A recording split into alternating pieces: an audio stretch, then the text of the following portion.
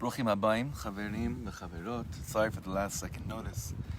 We have another opportunity to learn before Shabbos for a few minutes, and this is we're continuing the Beis Avraham that we started last week, the Slonim Rabbi. I saw a beautiful, beautiful Torah in here that I wanted to learn before Shabbos, and today we are learning Leilui Nishmas, a very, very big neshama. It's his first yortzeit.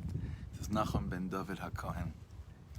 This neshama should have such an aliyah, and the light that he was in this world should be illuminating stronger and stronger, more and more powerful, especially today, but forever. Bezrat Hashem.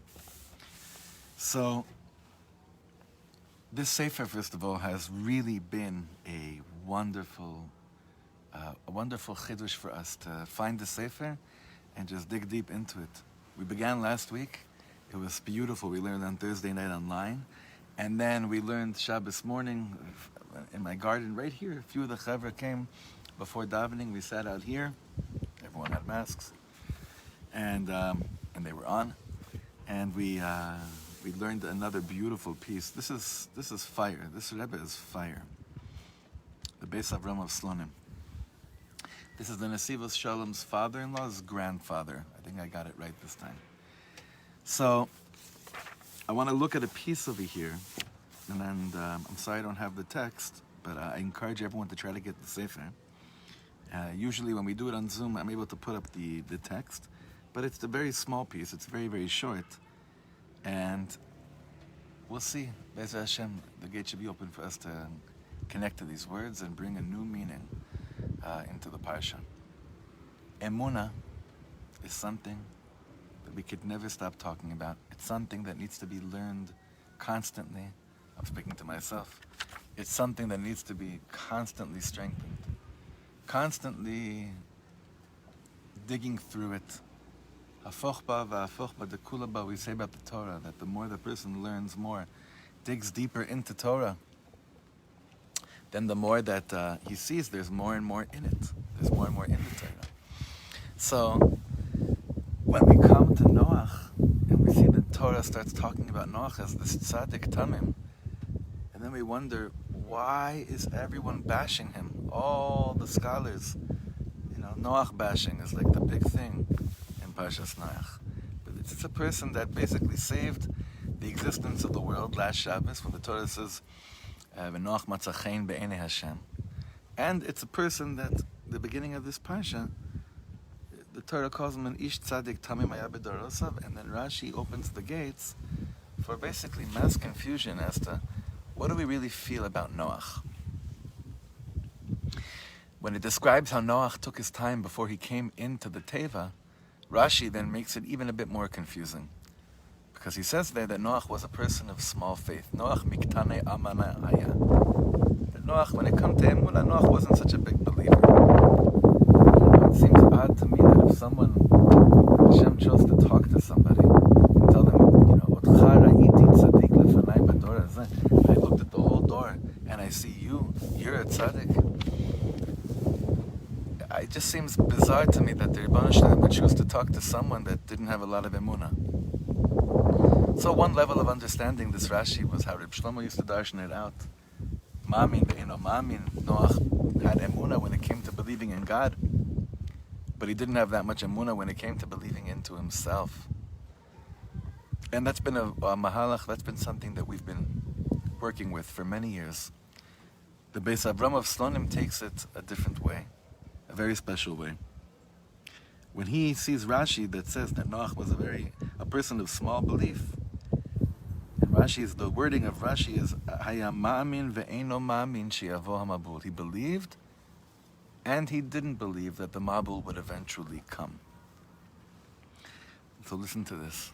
The Slonim says, in order to understand what it means that Noach was from Ketane Amana, especially since the Torah itself says about Noach that he was a tzaddik tamim, that he was someone of such Ketane Amana, it's very hard for us to understand, right? But these are his words. I'm going to read his words for a few lines. Achen hakavana ki Noach haya ma'amin gadol. Don't say Noach wasn't a big believer. Noach was a huge believer. Veyada, what does it mean that he was a big believer? How does a person know if they have a lot of Emunah? Yada ki al yedei Emunah mamshichim et hadavar shema'amin bo.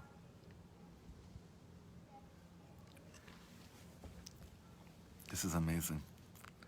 We saw something similar to this last year by the Ohev Yisrael, 2 years ago by the Abter Rebbe. This is unbelievable. It says that Noach was a big Baal Emunah, and Noach knows what happens to a person that has Emunah. When you have Emunah in something, you mamshich it into the world. You draw it into existence. If I believe in love in a person, if I believe in trust that can happen between two people or two entities, Emunah means that I draw it down into the world. Ve'ish Yehudi hama'amin u'boteach b'Hashem mamshich kol ha'ashpa'a. A Yid that believes and trusts in Hashem, it's not just that he's tested and he's like, okay, yeah, you're a person that you believe. You fall into the category of believers. The Slonim says there's a consequence to it. There's a beautiful ramification. There's a beautiful hemshech to it. And what's that? The Slonim says, when I believe, when I have Emunah, for real, that which I believe in becomes more real. The existence of Hashem becomes more real.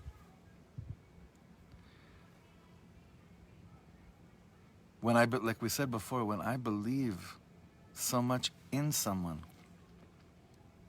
and maybe we take azamra eyes like Rabbi Nachman taught us to live with, and that's how I look at people. Like Rabbi Nachman says, Al yedei ze be'emet ma'alin oto lekav zchut. Rabbi Nachman says in azamra that when you do look at someone with those judging favorably eyes, it's not just like a nice thing that happens. That's like a big mitzvah you did. a beautiful mitzvah. It's that person that you looked at in that manner, he literally becomes what you're looking at, the way you're looking at him. So the Slonim Rebbe says, Noach, he was a tremendous ma'amin. But you know what he was scared of? He knew that if he believed too much, that perhaps he himself would be the cause of the mabul, because he would believe that it would happen. It's a very strange thing. We think Emunah is whatever Hashem says, I believe in what he says. It's a nachon. But when Hashem tells you something that's painful, and you believe that it's going to happen to someone, because God said so, there's part of you says, the more I believe that that may happen to somebody, the more I may be the cause of it actually taking place. So therefore, he says over here, the Slonim Rebbe, therefore he knew that if he believed in the mabul, he would cause the mabul, he would draw down the mabul. He might be somewhat of a accomplice. He might be somewhat of a shutaf, of a partner in bringing this down. You know, if someone believes in peace, it's like one thing to say, I love peace. But people that believe in peace, they bring peace with them wherever they are. It's a very nice thing to say, I love peace and I love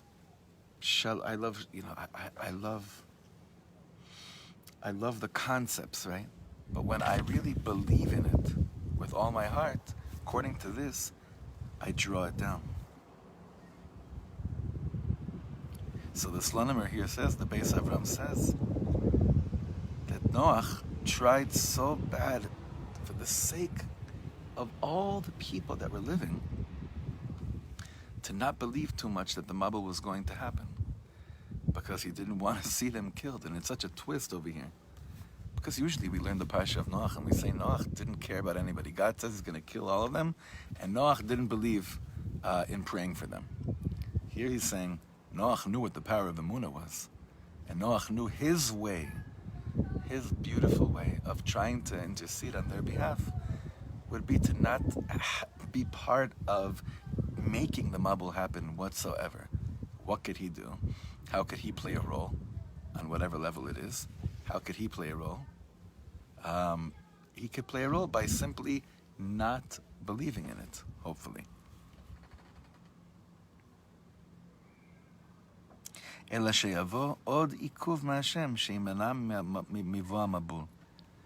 he believed that if he didn't believe in the mabul, maybe he would be some kind of a prevention from bad things happening to people, bad or good, but in this situation, bad.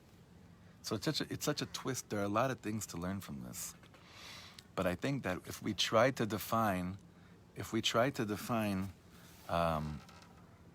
what Emunah means according to this, I think it's going to be very threatening for many people, because it redefines things. It redefines things over. It really changes. It changes the way we understand the simple concept of Emunah. When I believe something for real, I believe that I'm making it to be more. If I really believe in the coming of Mashiach, that's what happens. Mashiach comes closer. If I believe in those words, then what happens is that it happens. That's what really happens. Noach understood that if I believe in something, maybe that's the concept of tamim in the characteristic traits of Noach. If I believe bitmimus in Hashem's words, it just comes down that much faster, that much clearer. And I know that all of us want so badly to have Emunah. And remember that we learned that the one thing you can ask Hashem for, the one thing that he never ever says no to, there's only one thing. Sometimes Hashem always answers, but quite often the answer is no. But there's one thing that Hashem never ever says no to. HaKadosh Baruch Hu, I want to believe in you more. Hashem never says no to that. Ever. No such thing. So we learn from Noach, according to this Beis Avraham, this Slonim twist over here, that sometimes loving people is not believing too much that bad things will happen to them, because if you do, it may happen. That's one level. The second level of Emunah that he speaks about over here in this piece is that Noach, in his own eyes, was from K'tanei Amana. In truth, in essence, we saw by the first piece, he wasn't a person of small faith. He was a person of tremendous faith. But we see so beautifully that Noach believed a little bit in himself, not too much. Why?